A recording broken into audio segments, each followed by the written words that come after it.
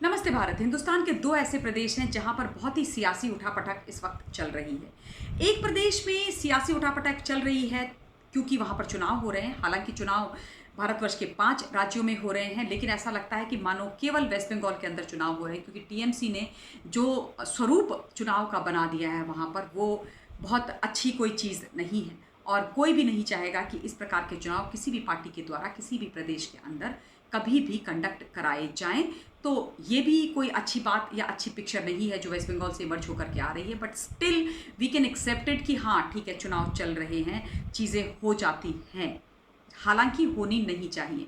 पर महाराष्ट्र के अंदर ना तो कोई चुनाव है, ना कोई इस प्रकार का कोई माहौल है, तो फिर एक साल से ये क्या तमाशा है जो चल रहा है एक सरकार के तत्वाधान में, ये सोचने वाली बात है। आज एक बार फिर से एक बहुत बड़ा लेटर बॉम्ब फूटा है मुंबई के अंदर। पहला लेटर बॉम्ब जो फूटा था वो फोड़ा था परमवीर सिंह ने, जिसमें उन्होंने एक बहुत बड़ा सनसनीखेज खुलासा किया था 100 करोड़ की उगाही का। और वो जो डायरेक्ट आरोप एक टॉप कॉप के द्वारा एक home minister, serving home minister पर लगाए गए थे, और चिट्ठी जो लेटर था वो डायरेक्टली चीफ मिनिस्टर को लिखा गया था, वो भी एक बहुत ही भयंकर कहानी थी, बहुत ही नायाब वो लेटर बॉम्ब था। और वैसा ही एक नायाब लेटर बॉम्ब अब सचिन वाजे जो एक्स एपीआई हैं, जो मुंबई की सीआईयू के और एनआईए की गिरफ्त में है, उन्होंने फोड़ा है।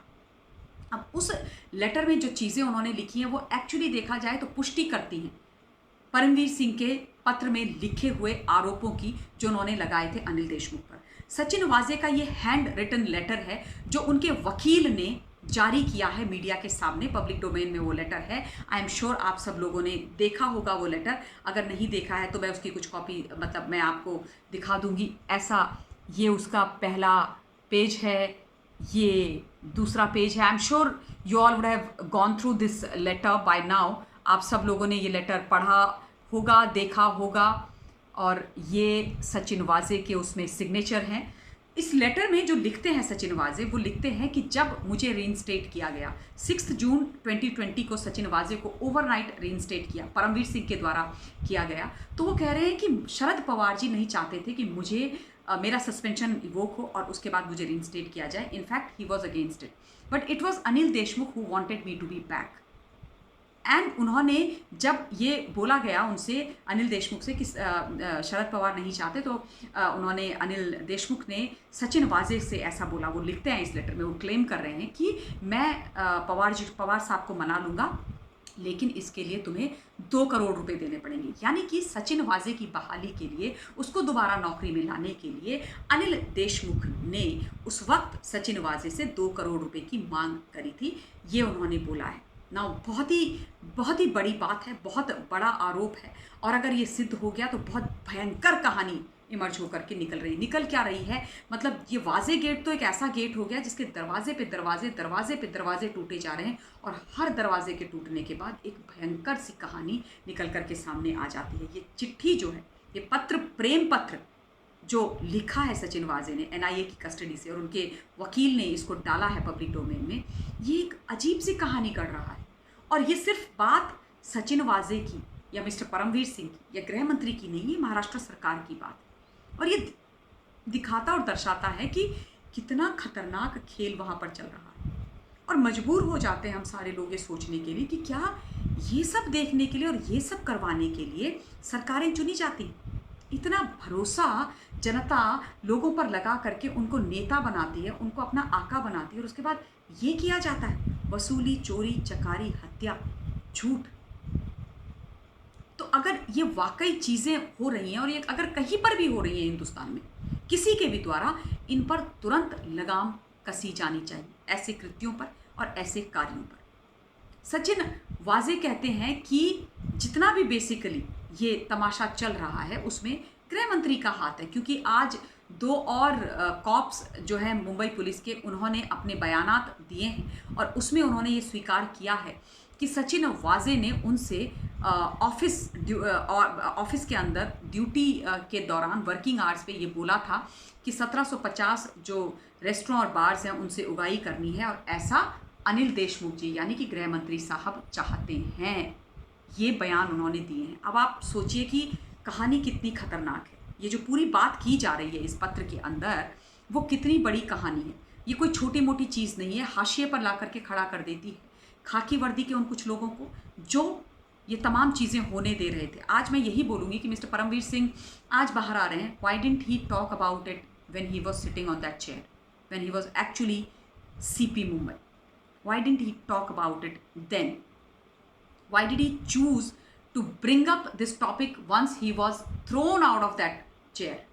He was literally thrown. तो क्यों उस समय ये बातें की नहीं गई? ये बिग क्वेश्चन है।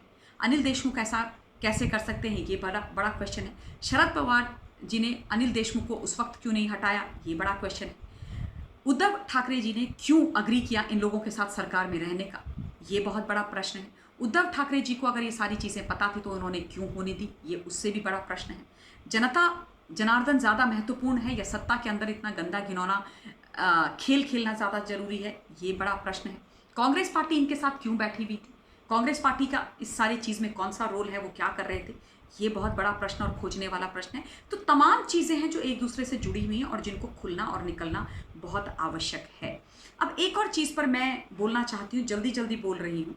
हालांकि मैं इस बारे में बात नहीं करना चाह रही थी, बट अगेन मुझे बोला गया कि मैंने इस बारे में बात नहीं करी। This is about mister Sanjay Raut और मिस्टर संजय रौत के ऊपर जो एक letter bomb, again one more letter bomb जो फोड़ा गया है, और वो पुलिस महकमे से नहीं फोड़ा गया बल्कि एक स्वप्ना, डॉक्टर स्वप्ना पाटकर करके एक महिला है, उन्होंने फोड़ा है। और वो तो बहुत ही खतरनाक इन नेचर लेटर बॉम्ब है, बहुत ज़्यादा खतरनाक। जिस तरीके के आरोप उसमें लगाए गए हैं, जिस तरीके की चीज़ें लिखी गई हैं, और वो पत्र उन्होंने जो डायरेक्टली हिंदुस्तान के आदरणीय प्रधानमंत्री जी को और आदरणीय महामहिम जी को लिखे हैं, मैं उस लेटर के कंटेंट पे नहीं जाना चाहती। I honestly speaking wouldn't want to elaborate on that और टॉक अबाउट इट।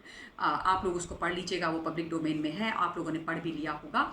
बट वो सारी चीज़ें बहुत सीरियस हैं नेचर में। लेकिन एक और चीज़ सामने निकल करके आ रही है और आप लोगों को मैं उसको बताने के लिए बता देना चाहती हूँ। आपको याद है कि किस प्रकार से कुछ समय पहले 55 लाख रुपए के घोटाले का आरोप वर्षा रौत, जो संजय रौत की पत्नी है, उन पर लगा था। वर्षा रौत के अकाउंट में प्रवीण रौत की जो पत्नी है माधुरी रौत, उनके अकाउंट से 55 लाख ट्रांसफ़र किए गए थे और ये सारी चीज़ें लिंक की गई थी पीएमसी बैंक घोटाले से। इसके लिए वर्षा रौत को सम्मन आए थे, वो गई थी, पूछताछ हुई थी। उसके बाद संजय रौत ने बोला कि मैं उखाड़ दूंगा, ये कर दूंगा, वो कर दूंगा, देख लूंगा। नॉनसेंस कहानी। संजय रौत जो जिस तरीके का व्यवहार करते हैं वो सारा हुआ था। फिर 55 लाख लौटा दिए गए, बात दबा दी गई, बात शांत हो गई। ये सारी तमाशा कहानी चली। तो 55 लाख रुपए की जो कहानी थी, वो कहानी में से एक और चीज़ निकल करके बाहर आ रही है कि आज से 12 वर्ष पहले रायगढ़ ज़िले के, महाराष्ट्र के अंदर रायगढ़ ज़िले के अलीबाग तालुका में एक समुद्र के किनारे, समुद्र के छोर के किनारे 10 प्लॉटों की रजिस्ट्री कराई गई थी, ज्वाइंट रजिस्ट्री कराई गई थी। और वो जो रजिस्ट्री हुई थी ज्वाइंट, वो हुई थी वर्षा रौत, जो संजय रौत की पत्नी है, उनके नाम पर। और उनके साथ जो दूसरी थी वो थी डॉक्टर स्वप्ना पाटकर। जी हाँ, आपने सही सुना, वही स्वप्ना पाटकर जिन्होंने अब ये लेटर बॉम्ब फोड़ा है और संजय रौत के बारे में चीज़ें बोली हैं। नाउ हमें लार्जर पिक्चर ये समझनी है कि ये कहानी क्या है। इज इट अबाउट बेनामी प्रॉपर्टी या ये कुछ और चीज़ें हैं? ये क्या किस्सा है, क्या कहानी है, क्या चल रहा था? स्वप्ना पाटकर जिन्होंने, जो बेसिकली एक लेखिका भी हैं, जो सामना में भी लिखती हैं, जो निर्देशिका भी रही हैं उस फिल्म की जो आदरणीय बाला साहब ठाकरे जी के ऊपर बनी थी।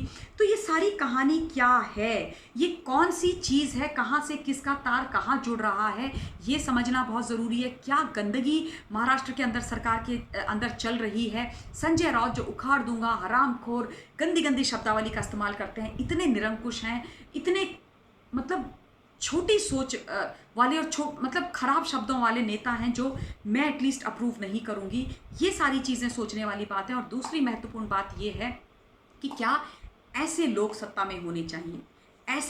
ऐसा स्वरूप हमें नेताओं का देखने के लिए मिलना चाहिए। क्या जनता ठगा महसूस नहीं करती है? क्या जनता के साथ गलत नहीं हो रहा है? क्या लगातार ऐसे लोग सत्ता में रहने चाहिए? और क्या किसी को भी ऐसे लोगों को सपोर्ट करना चाहिए? मुझे ये लगता है इलेक्शंस तो आते जाते रहते हैं, सत्ता आती जाती रहती है, लेकिन कोई भी पॉलिटिकल पार्टी से अगर इस तरीके के लोग हैं तो उनको सत्ता आसीन होने का कोई हक नहीं है। देखिए, कंस्पिरेसी अगर आपके खिलाफ हो रही है, आप किसी कंस्पिरेसी के शिकार हैं और किसी ने झूठ बोल के आप पर कोई केस लगाया है, इल्ज़ाम लगाए हैं, वो अलग चीज़ है। लेकिन अगर ये इंटरनली चीज़ें निकल करके जो आ रही हैं और ये कहानियाँ बन करके आ रही हैं, तो इन सब चीज़ों की थरो इन्वेस्टिगेशन होनी बहुत ज़्यादा ज़रूरी है और फिर चीज़ों के बारे में बात होनी बहुत ज़्यादा ज़रूरी है। ये एक दूसरा एंगल निकल करके आया था संजय राउत और सपना पाटकर वाले केस में, जिसकी जानकारी मुझे मिली, तो मुझे लगा कि मुझे ये भी आप लोगों के सामने बता देना चाहिए। अब मैं आप लोगों से ये रिक्वेस्ट करूँगी कि आप लोग अपना पॉइंट ऑफ व्यू प्लीज़ मुझे ज़रूर बताइएगा और अपने विचार रखिएगा कमेंट्स के माध्यम से। इस वक्त मैं अपनी वाणी को विराम देना चाहती हूँ। Thank you very much. Stay blessed. जय हिंद।